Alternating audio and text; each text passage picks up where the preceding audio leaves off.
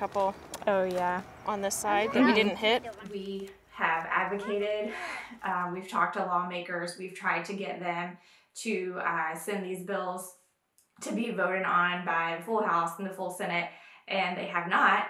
And when it became clear that we couldn't change their minds, then my goal became changing their seats. Delegate Gilbert moves that when the House adjourn today, adjourn to reconvene Monday, November the 18th at 12 noon. As many as favor that motion will say aye. Aye. Mr. Speaker. The ayes have it. That motion carries. Speaker.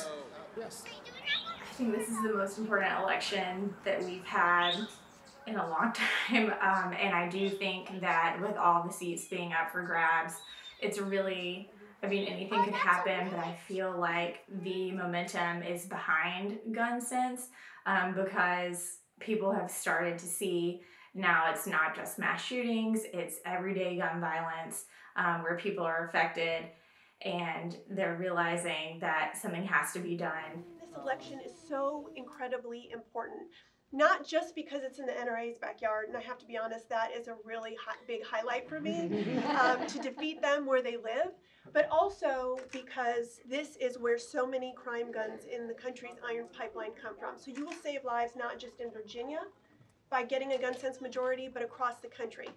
Virginians were devastated after the horrific shooting tragedy in Virginia Beach, but it isn't just mass shootings or school shootings, it's the daily gun violence that's killing over 1,000 people in Virginia every single year.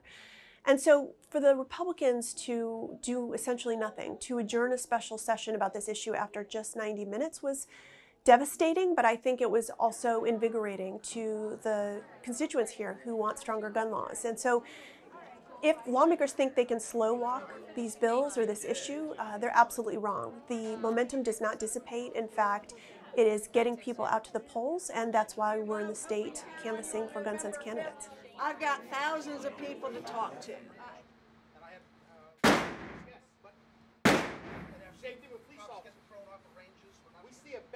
Well, I've seen how firearms save lives, and they've protected me before as well. I was a deputy sheriff, so I've seen when people have saved their own lives by having a firearm. I know how critical it is. I've been around criminals. I know how they are, and I know that with some of them, if you can't protect yourself, there's no begging, there's no pleading.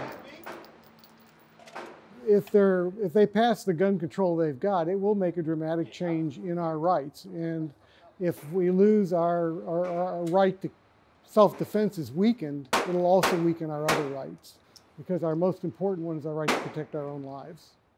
Anytime somebody gets shot, somebody's going to come out. We need to do something. That's an emotional, knee-jerk reaction. And I always ask people, my question is, do what? What are you proposing? Well, we need to keep the guns out of the hands of criminals. Okay, again, do what? What laws right now is going to prevent that gangbanger in downtown DC or right here in Richmond in Mosby Court? Those guys there, they don't follow any laws.